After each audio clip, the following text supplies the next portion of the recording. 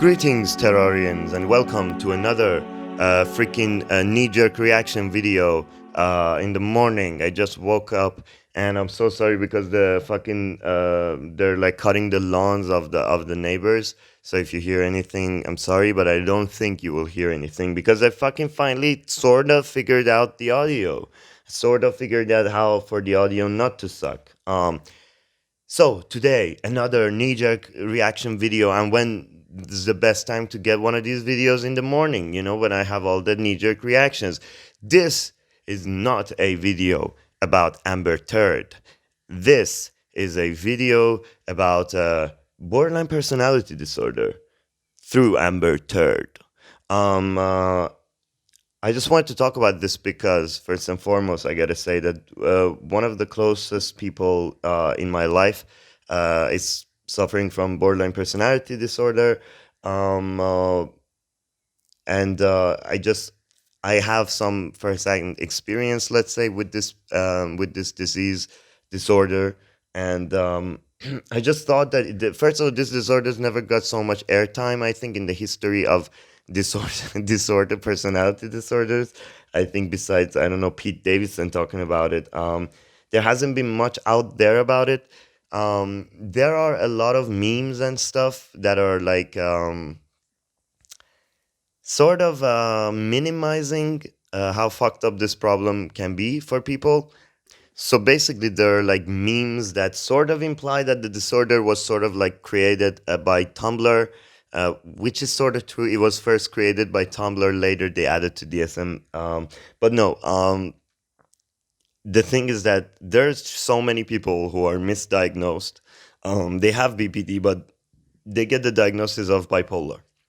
There's so many bipolar people who might get the diagnosis of BPD because of certain misleading things by unprofessional therapists. There's also a bunch of lame Tumblr people who just diagnosed themselves with BPD because they were a little sensitive or something. There's also that phenomenon. I have seen it firsthand. A lot of people who are just 100% sure they have BPD, but they have not been diagnosed and they don't really seem like they have BPD. I've also encountered people who 100% have BPD, but they're in total denial. I've seen even people who have been told by 3 therapists, you have BPD, and they still deny it because of, I don't know, what fucking Tumblr post or whatever. So finally, this Dr. Stephen Curry, who, you know, great hair, but Dr. Stephen Curry goes out there and she just spills the truth, and it's just like the most accurate scientific things you could say about borderline personality disorder. But the thing is that there's also the question of stigma. That now that Amber Turd has been doing all her turdy shit and got the like sort of diagnosed with this, is it going to cause stigma? Are people with BPD, they all throw bottles at others and all that? Well, let's get into it, right? Let's first talk about what BPD is, essentially. BPD is one of the 9 personality disorders. It's or 10, I don't know how many of them are. It's in cluster B, which is the ones that are more emotional or intimate relationship related disorders, such as histrionic personality disorder. And in DSM-5 currently it has 9 criteria. Now, out of the 9 criteria, if the patient who has complaints would hit this is where the fobbiness of me starts to come out. Would hit 5 criteria, they would get diagnosed. So it's not like the disorders as Dr. Shannon Curry also said, very different from person to person. Um, but there are things at its core that are essentially the same. So let's go through the criteria. I'm going to first say them quickly and then get into them. Chronic feelings of emptiness, emotional instability, frantic efforts to avoid abandonment, identity disturbances with unstable self image, impulsive behavior, anger issues, unstable or intense relationships, suicidal behavior and self harm, and paranoid ideation or dissociative symptoms. Now, the whole core of borderline personality disorder is basically the fact that the identity disturbances and the fear of abandonment. These stuff are basically the underlying thing that causes every other thing to, happen. First and foremost, this disorder is there's been proven that there's a genetic component to it. Now, how important nature is hasn't been insufficient studies and stuff. There hasn't been a concrete conclusion, but we'll get to that as well. So let's first talk about chronic feelings of emptiness. Now, due to people with borderline personality disorder somehow feel like their lives are or their identity is sort of intertwined with different things or people. This can be one's career, this can be one's, let's say, taste, style, political affiliation, but most of the time it is another human, which they call that person a FP or a favorite person. Now, FP doesn't necessarily have to be a romantic partner, although it often is. It can be a friend, it can be any person, a family member, any person that at the time, uh, this person who has, again, chronic feelings of emptiness, not knowing who they are. There's a feeling of these people not knowing who they are, or as if they shouldn't have been born, or they don't have a place in the world. Henceforth, when they get this approval or love from whatever, and they trust these people, because this is also, keep in mind that it's not just like anyone can provide a person with BPD that thing. They tend to be very picky and very, because we'll get to it, because they're also very paranoid about who they can trust, and often constantly are worried that people will abandon them, and so when they finally find a person that becomes the favorite person, and they put all their identity and burden sort of on the person, um, uh, then that person, without that person, they would obviously feel empty, or don't know who they are, sort of, in a sense. So hence the chronic feelings of emptiness that is constantly trying to be filled by something, extreme experiences, I don't know, weird, sometimes weird sexual behaviors, or drugs or whatever. Um, but keep in mind that this is also not like what is characteristic of all borderline people is the feelings of emptiness, the identity issues, and I believe that everything else is just a symptom caused by the original, problem. That it depends on the person, whether if whether if it will manifest itself like that or not. Then we go to the second one, emotional instability. Emotional instability, like people with BPD have problem regulating emotions. Like they can go from extremely happy, similar to the manic episodes of the bipolar people. And I wouldn't say happy, it's just like manic, basically. Just like want to talk, want to just extremely loving people and whatever, to periods of depression, and then maybe feeling even suicidal, or the emptiness, and so on and so forth, and not having enough even energy or motivation to do anything. um the third one is frantic efforts to avoid abandonment. Now, like I said, people with BPD and the FP stuff tend to put their eyes. So imagine how important a person would be for you if all of your existence depended on them. In your head, at least, you would be certain that without them you would not be able to live. Well, that would make it very, very difficult, for I don't know, breakups, or even uh for that matter, a lot of BPD people would not even engage in romantic relationships because of the fear of it's sort of easier for them not to even indulge in this kind of socializations, just not to be hurt. And so frantic efforts of avoiding abandonment is, for example, here's what it is like that when Johnny says, I want to leave, I want to get out, and then she's just like, we hear in these voices where she's gaslighting him, replacing his memories, sort of. It's like, I didn't punch you, I hit you. Oh no, we're gonna make it. You're not solving a problem. I'm asking you to stay here and solve a problem. I'm not asking you to. And everybody's focused on the fucking word bloodbath. Yeah, well, the guy's going fucking crazy, being abused for fucking years. Of course, it's gonna say shit like bloodbath. It's a fucking figure of speech, I guess. Come on, like, who lost a finger in this? I'm not okay. This is not back to kimchi. Back to kimchi. You don't know what back to kimchi means yet. Okay, because I haven't. I'm not gonna upload. I'm gonna upload that episode afterwards. But there's an episode with my friend Ali, so you will know what back to kimchi means. Back to kimchi means that I diverge a lot. But anyways, so Amber fucking Turd is a classic example of how these frantic efforts of abandonment can be, but not so classic in the sense that not everyone with BPD is as evil as her and wouldn't do stuff like that. Um, Now, I will get to Amber later. Let's go through this. Four, identity disturbances with unstable self image.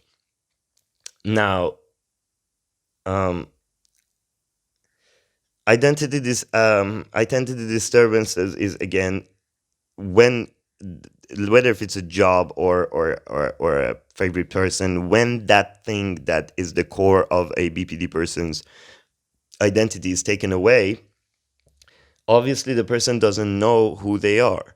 This can even happen when that thing hasn't been taken away, because they are so paranoid and just afraid of being abandoned that they would maybe engage in scenarios in their head, trying to figure out who they are, which would lead to these, identity disturbances, which in a lot of cases, then it comes out of people with BPD, like Amber Heard. A lot of people would say, oh, they have very strong personalities. Like when they walk in a room, they have a very strong, they bring a very strong character with them. Well, that is because they had to construct a strong character. A person who doesn't have BPD doesn't feel like, I need to construct a strong character, but these people do, because, like, they might have tattoos, they might have piercings, a lot of them. I mean, I'm not saying anyone with piercing have BPD, but I'm saying uh, dyeing your hair, they want to be seen. They want that attention. They want that identity. They try to establish that identity, while a person who doesn't have these issues wouldn't even think about any of this. Really, I mean, you do going, oh, I'm looking good. This looks good on me. I want to wear this, but it's not to the extent of a BPD person even changing their name or coming like, oh, now I'm this type of person. Oh, today I'm that type of person, and so on and so forth. Then there's impulsive behavior.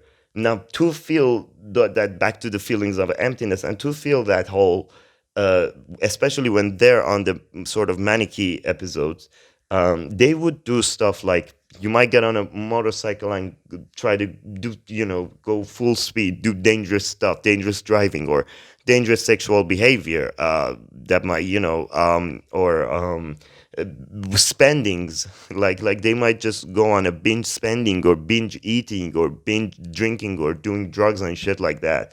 Anything, this is like, you can't pinpoint what the outcome would be, because from person to person, which maybe some person just paints, maybe some person just sits at home and just makes music or podcasts or anyways. But the thing is that the outcome, it doesn't mean that every borderline personality disorder person would cut themselves or would so on and so forth.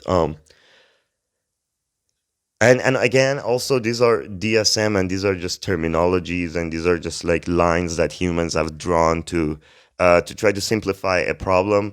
To me, it's just like a genetic thing that we don't know that much about yet, to be honest. But this is as much that we know, and this is good to work with, because it has been shown that there are solutions to manage it. Um, so and so the I think fifth or whatever sixth is anger issues. Well, obviously, people imagine if that thing that is going to be taken away from you, or you're scared that it might be taken away from you, and your whole existence is depends on it. It might cause anger and sort of angry and frantic efforts of frustration of trying to do what you can to try to keep them from leaving. It might some people throw bottles at people's fingers, but not everybody. Yeah. Might be it might be anything. It might be anything. It is an anger. It is an anger thing. Let's move on from that. There's unstable or intense relationships. Now, people with BPD, there's a thing called splitting, a black and white thinking. Splitting means that normal people would just go like, oh, this person is my friend. I have this personalities that I don't like, but all in all, is my friend.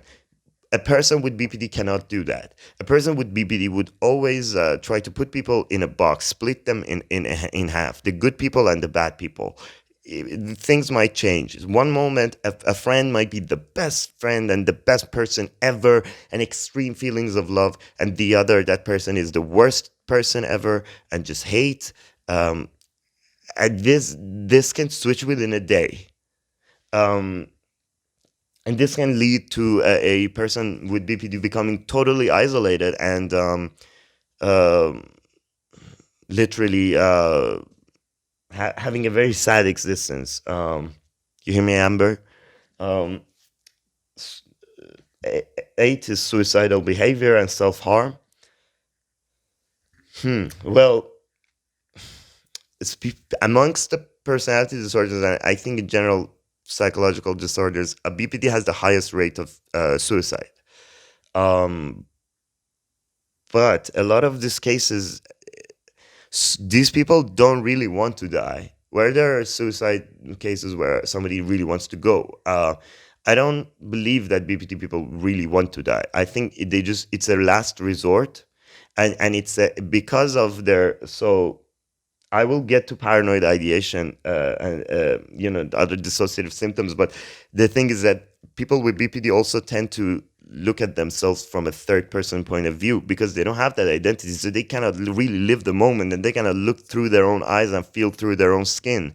So they look at themselves like the world and their lives are is a movie, and that's how they're constructing the personality. Oh, I'm the guy with the green hair, and I'm the person with the piercing, and so on and so forth. I'm the one that acts like this. I'm the artsy type, and so all that ends up basically you're looking at yourself. What I'm trying to say is from a third person point of view, and that's why they might want to kill themselves because they think that the third person point of view would go on. And then, in a sense, it is more important for them to prove to the people who have hurt them that you have hurt me, or try to communicate them that it's more of a suicide threat oftentimes with BPD people. It can also be from the hopelessness of oh, I can never ever have an unstable relationship, and I just literally don't want to live anymore, or under the influence of the mood swings and so on. But truly, I think oftentimes it's a way of trying to get back at the people who have abandoned them, or and it is also, I have to mention that amongst BPD people, it is very, very uncommon for them to show any sort of violence towards others. And that is like Amber Turd's fucking uniqueness, I want to say. It is common for them to hurt themselves. Very common, self harm, cutting, all other sorts of self harm, and suicide is very common, but not hurting others. It's not psychopathy. I just really, really wanted to clarify that because I mean, these people are gonna have a freaking hard time after, hot lady with good hair doctor came out and spilled all the beans, which is actually, I fucking enjoyed it. It was very educative, and it was very interesting, and I do recommend people who are interested in the topic to watch that testimony, just her part. Um, And now back to the last criteria on DSM, which is paranoid ideation or dissociative symptoms. Now, paranoid ideation is something that is also common with PTSD people and schizophrenia. And so this is it can be also a sense of like being a victim, that people will always try to get you, being a source of paranoia that everything is a threat or there are conspiracies against you. You might look at two people at the corner and they're just talking to each other, and you're like, oh, they're shit talking me, shit like that. And then there's dissociative symptoms like depersonalization and derealization, which is basically when like derealization is what I was talking about, like when you look at yourself from the third person point of view, and like as if you're not in your body. And derealization is basically like as if you're not yourself. Do you know what I mean? Like basically you are not the identity that you had, the name that you had. Like I would be like, I'm not Ram Forcifer, or like the collection of memories and identities and whatever that you have, and you just like a vessel, a consciousness right now, and you don't know where you are. Okay, so these are the symptoms. 5 out of 9, nine of these nine, if people have, they get diagnosed. And I say that if anyone even has the slightest doubt that you have it, don't go on Reddit and shit. Go to a fucking psychiatrist. Go first get diagnosed and then go to the proper treatment. Let the psychiatrist lead you. Go to like verified people. Don't go to bullshit people. Um, but here's what it is. No, about Amber Turd.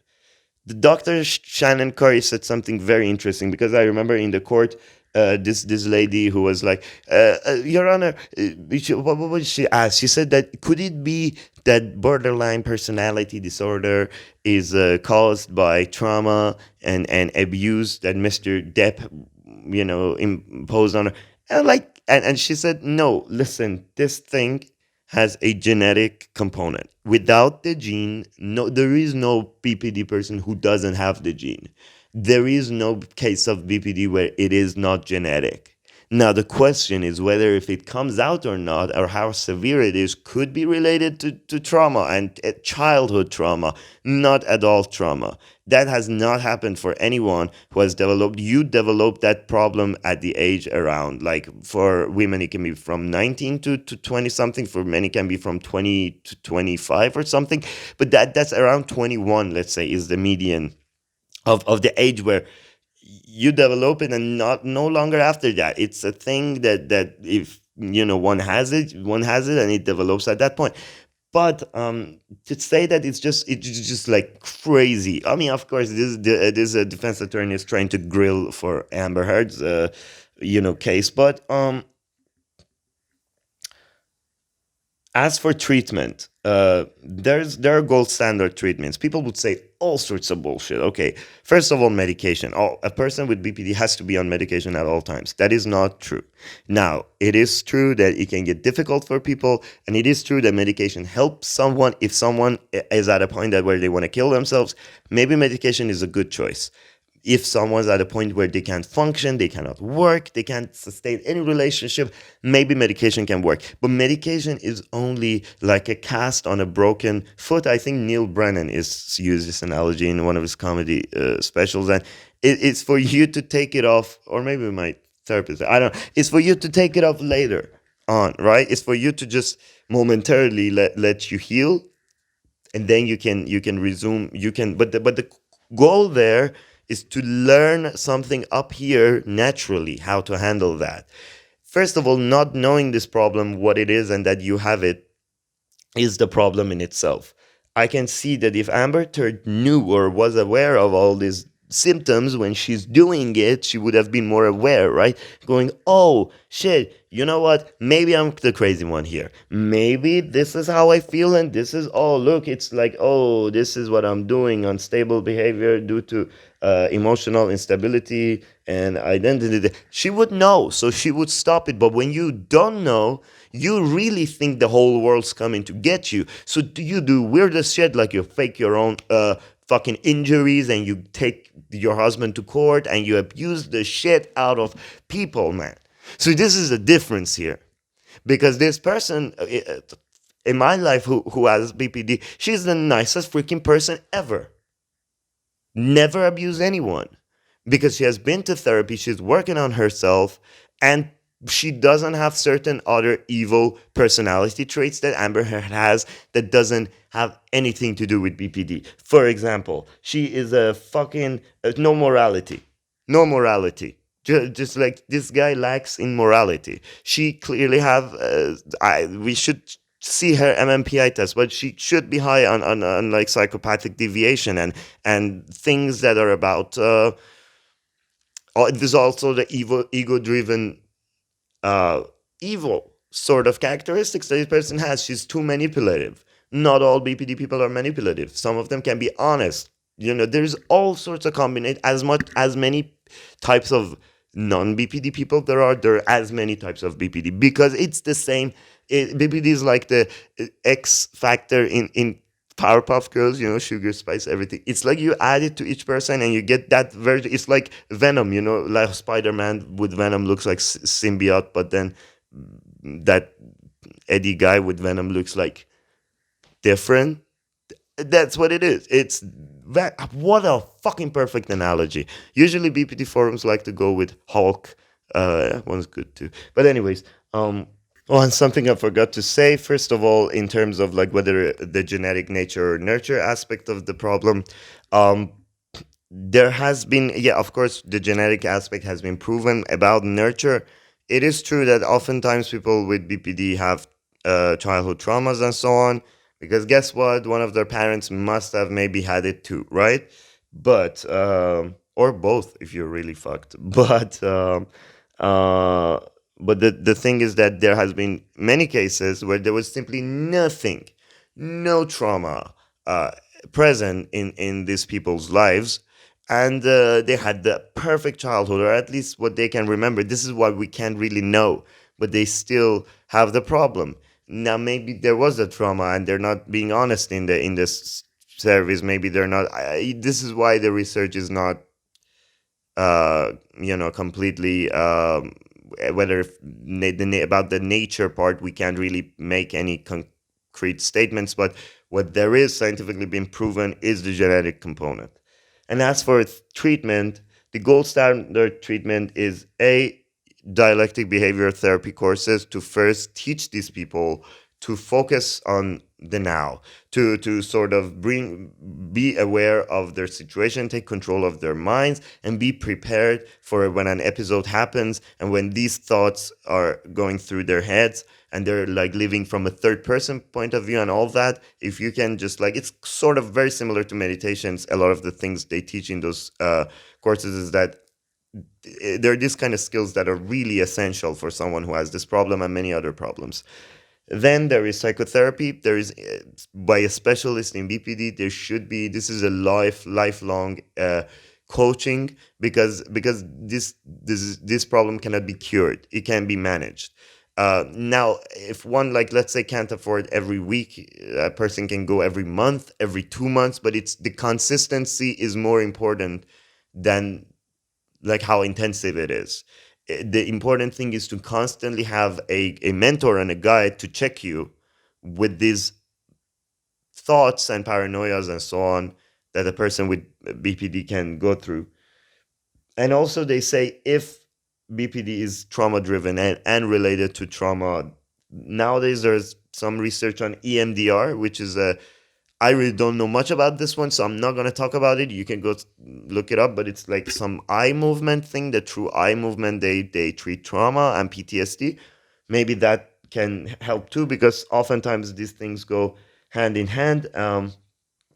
Also, I wanted to say something else about Amber Heard, is that she was doing some feigning, basically PTSD symptoms, which means faking and exaggerating something that she probably read on Tumblr, and having all these like fantasy ideas of the problem that people without the problem have, and that's why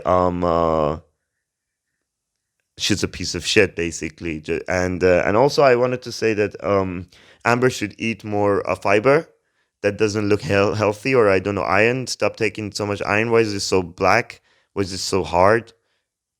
My shit is like the same color, this color here.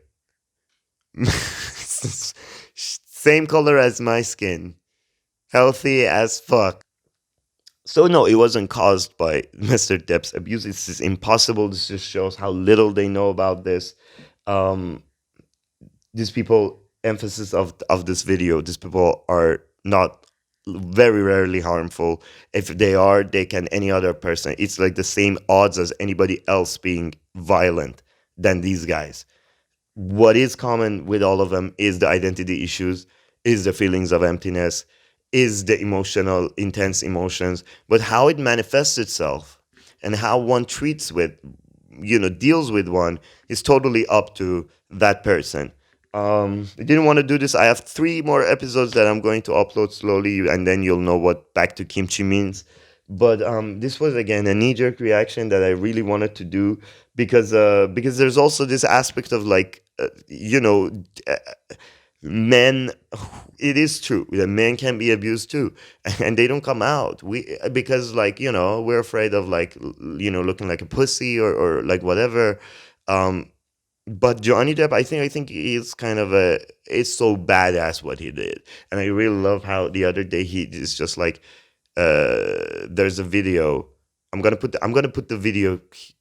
No, I'm not gonna put the video here. You go find it out. It's the beginning of the court of I think day 9, where Amber Heard comes in. It's just like dead silence. Where Amber Heard comes in, it's like dead silence, and she's just like the Snow Queen.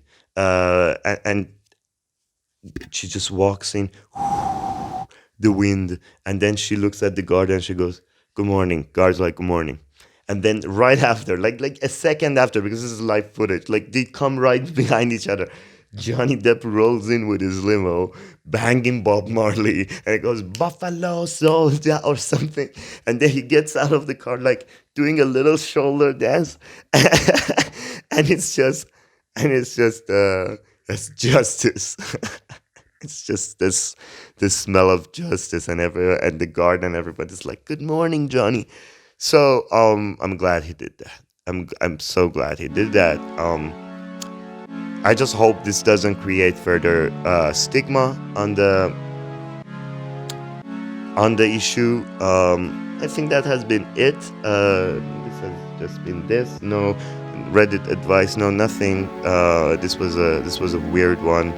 This has been a weird portal to Terra.